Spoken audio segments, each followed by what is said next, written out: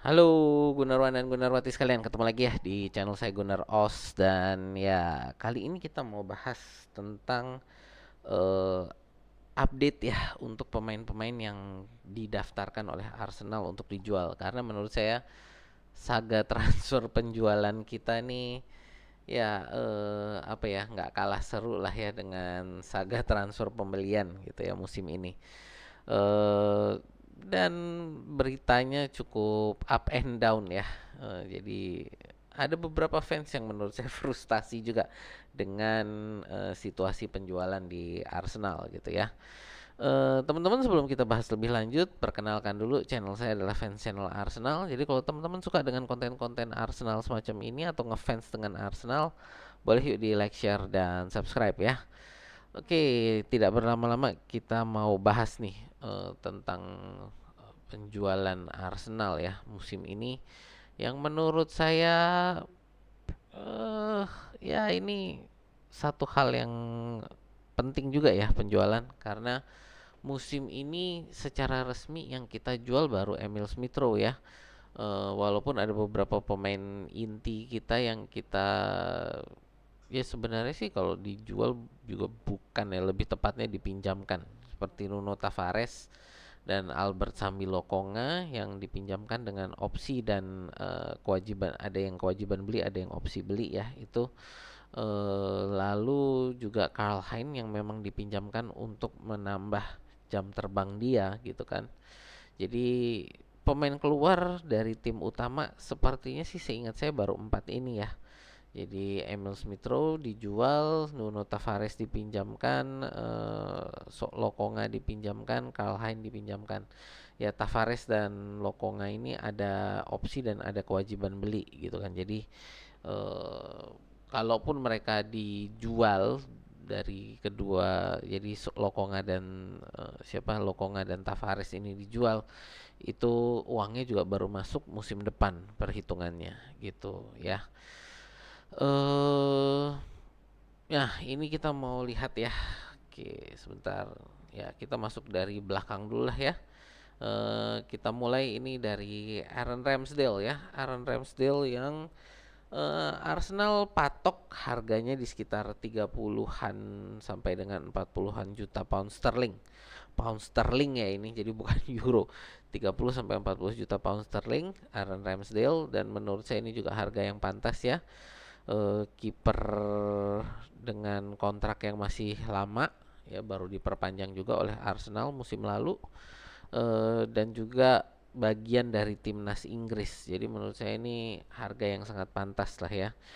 eh Ramsdale sendiri saat ini sepertinya ingin segera keluar dari Arsenal untuk mendapatkan waktu bermain ya, untuk bisa turun menjadi starter, sehingga Arsenal sepertinya sudah mulai melunak untuk posisi Ramsdale ini. Lebih untuk dipinjamkan dulu gitu kan. Apakah nanti ada opsi atau kewajiban beli ya kita lihat, tapi untuk Ramsdale Arsenal sepertinya tidak berkeras untuk penjualan, apa ya, penjualan langsung. Karena kan terakhir ini apa namanya, Arsenal sudah menolak itu proposal peminjaman dari Ajax.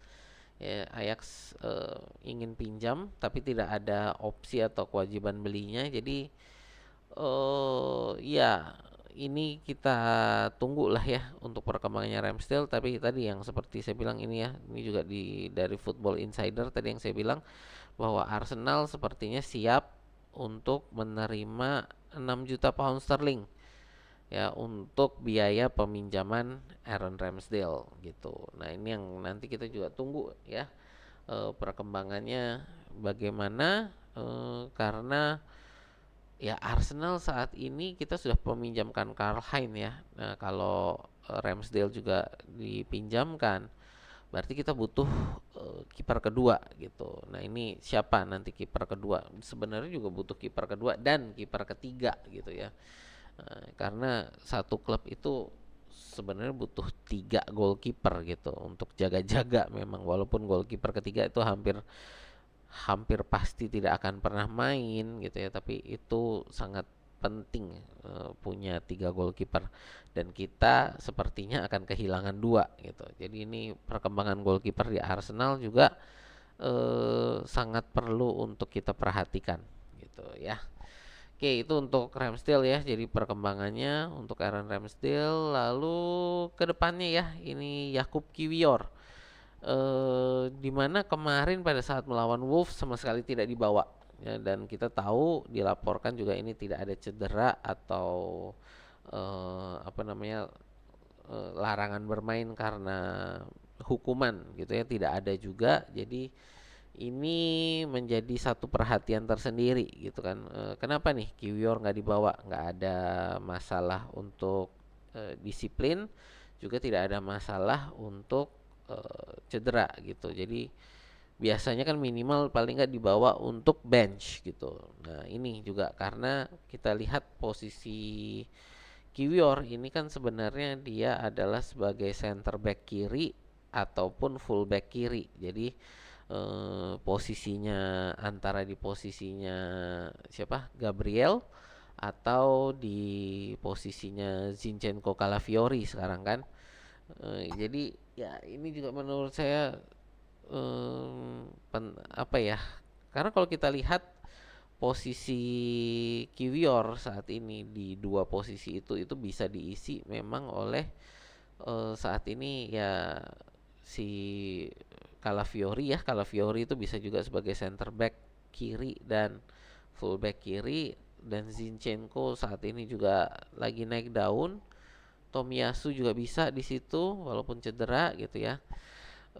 Ya ini kemungkinan besar akan dijual juga gitu kan, tapi saat ini masih belum ada berita yang apa ya, walaupun ada gosip-gosip Juventus mau bergerak gitu kan, tapi dari saya ini belum ada berita yang jelas tentang, bukan jelas lah ya, yang ada kepastian sebenarnya ini dari klub mana yang ada penawaran serius gitu. Jadi belum ada berita tentang klub yang mau menawar serius untuk Kiwior gitu. Menurut saya pribadi sendiri ya, Kiwior ini pemain yang sangat bagus. Dari beberapa kali dia bermain ya oke lah, dia memang ada, menurut saya blunder terbesar yang selalu diingat fans ini kan adalah masalah di Champions League ya. Tapi menurut saya selain dari masalah permainan di Champions League itu, dia permainannya cukup solid menurut saya, dan bagi saya pribadi harusnya mungkin dia dipakai sebagai rotasinya Gabriel gitu. Jadi ya cuman saat ini kalau kita lihat yang punya apa ya, kalau kita lihat di posisi back kiri gitu kan, Tomiyasu sudah diperpanjang kontrak. Zinchenko kemarin baru dapat nomor punggung baru. Jadi Tomiyasu dan Zinchenko ini sudah pasti tidak akan dikeluarkan dalam waktu dekat ya.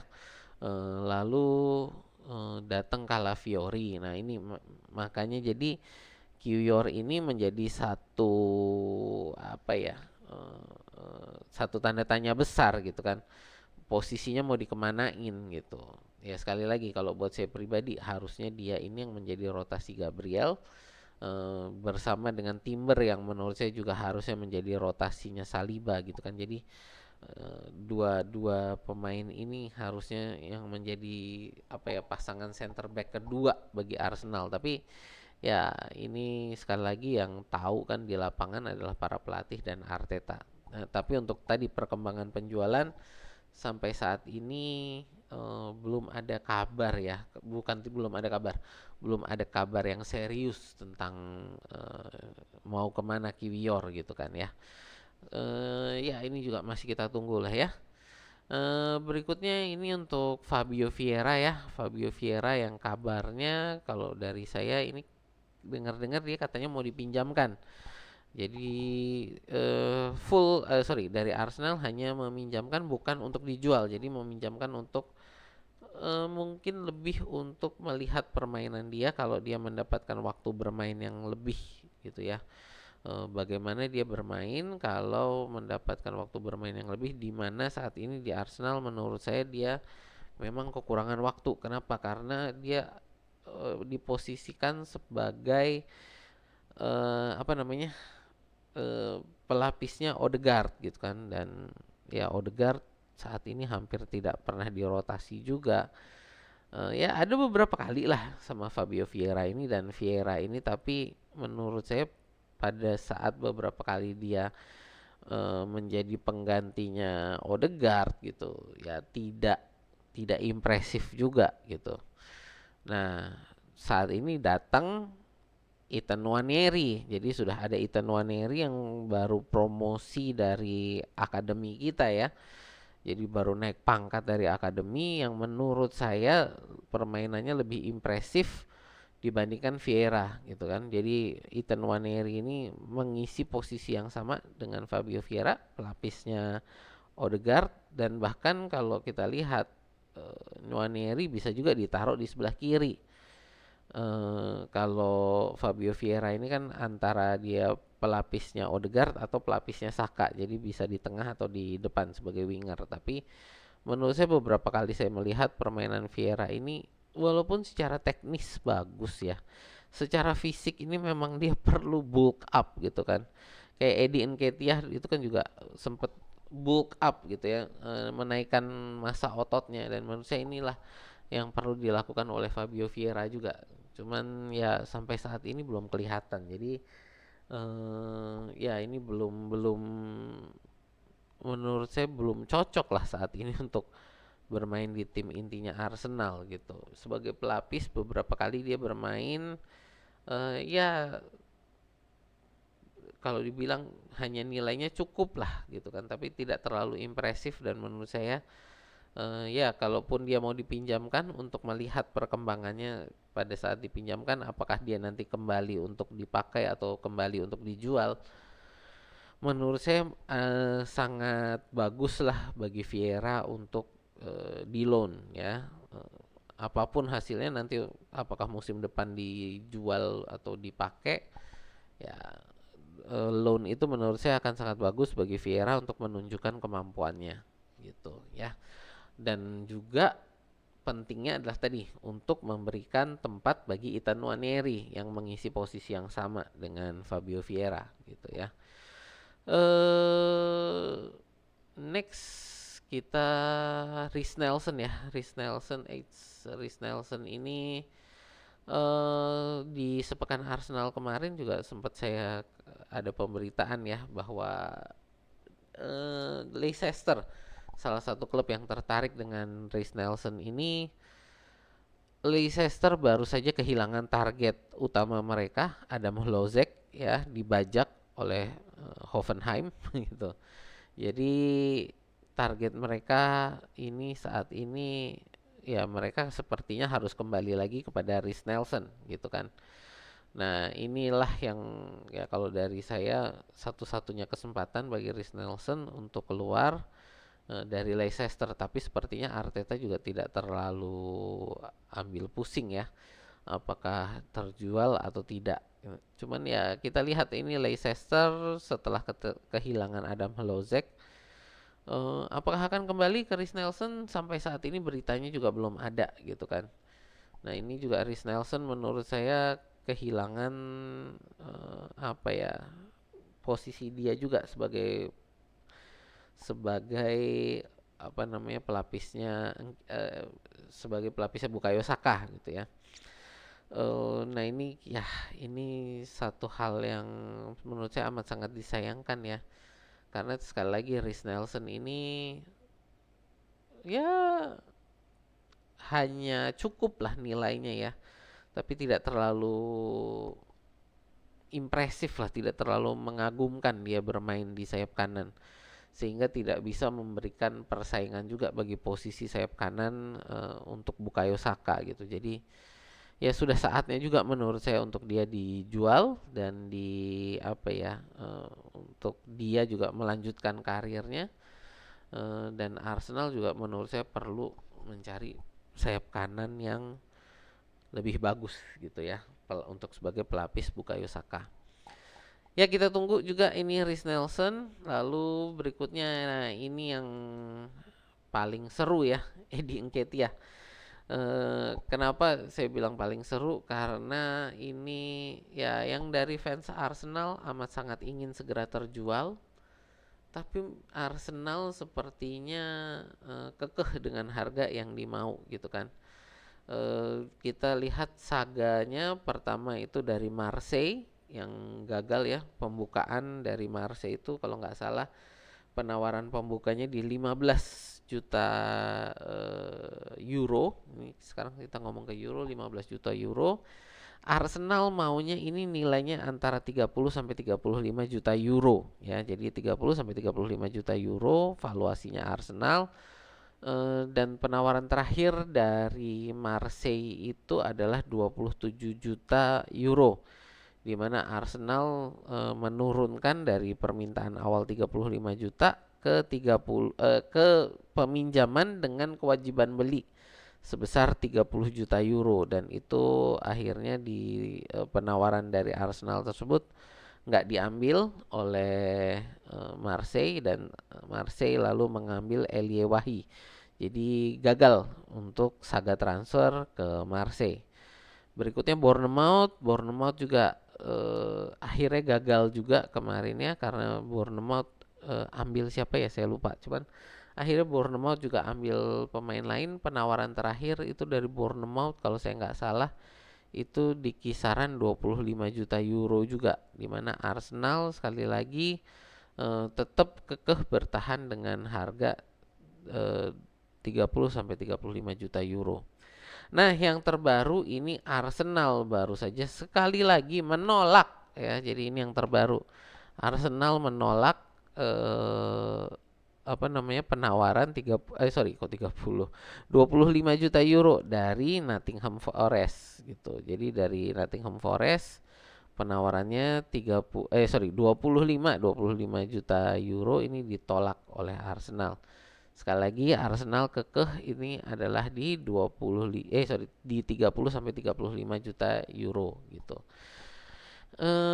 Para fans Arsenal sih ya udah jual aja, kenapa sih 25 juta euro sudah bagus. Kalau menurut saya itu memang harga yang dipatok oleh Arsenal ini adalah harga yang pantas, 30 sampai 35 juta euro. Bandingannya tentu kita nggak bisa bandingkan dengan Haaland ya karena udah beda kelas gitu. Tapi kalau kita lihat dengan para pemain yang tersedia di pasaran saat ini untuk posisi forward gitu kan, ya harganya segituan gitu loh. Jadi untuk yang ada menurut saya harga Eddie Nketiah ini memang menurut saya Arsenal, Edu, Arteta dan Richard Garlick ya harus kekeh di nilai 30-35 juta euro kalau mau ngambil. Kenapa? Terutama adalah untuk klub-klub Inggris. Harus diingat, Nketiah ini apa namanya timnas Inggris, dia jadi homegrown ya. Homegrown ini nilainya tentu sangat berbeda gitu kan kalau kita ngomong di klub-klub Inggris. Jadi menurut saya harganya di 30 sampai 35 juta euro itu harga yang pantas, menurut saya amat sangat pantas bagi Arsenal untuk bertahan di nilai itu. Dan kalaupun misalkan nggak kejual, saya juga nggak terlalu ambil pusing ya untuk masalah Edin Nketiah ini. Karena apa? Menurut saya Nketiah ini walaupun dia sebagai striker itu kurang apa ya, kurang kurang kurang mumpuni lah ya. Finishing dia jelek menurut saya ya, kita harus akui finishing dia jelek, tapi dia untuk positioning, work rate, lalu kecepatan larinya itu sangat bagus. Dan kemarin menurut saya mungkin kita harus memasang dia sebagai winger ya, karena di pramusim 2 kali dia bermain sebagai winger kiri, mainnya bagus gitu. Jadi saya nggak terlalu pusing kalau Nketiah nggak kejual, karena menurut saya Arteta sudah menemukan mungkin posisi lain bagi dia selain posisi striker yang bisa kita gunakan gitu ya. Ya teman-teman, itu sih update saya ya untuk para pemain kita nih yang untuk mau dijual ya, karena kita masih ada sekitar 11 sampai 12 hari untuk transfer ya, sampai jendela transfer ini ditutup. Jadi ya ini mungkin kita lihat di seminggu terakhir ya, ini akan sangat banyak sih aktivitas untuk penjualan dari Arsenal ya. Kalau untuk pembelian menurut saya ini Merino sudah hampir selesai. Pemberitaannya dari siapa? Eh, si Fabrizio Romano. Ya, pemberitaan dari Romano ini Mikel Merino ini sudah mau selesai. Jadi kalaupun mau beli menurut saya akan satu lagi dan mungkin itu adalah penyerang penyerang sayap ya. Jadi bukan central forward gitu. Jadi ya itu sih untuk update penjualan dari para pemain kita ya. Ya saya harap sih ini juga menjadi info bagi teman-teman. eh Info yang menarik ya saya harap. Ya paling itu aja sih jadi untuk update penjualan kita.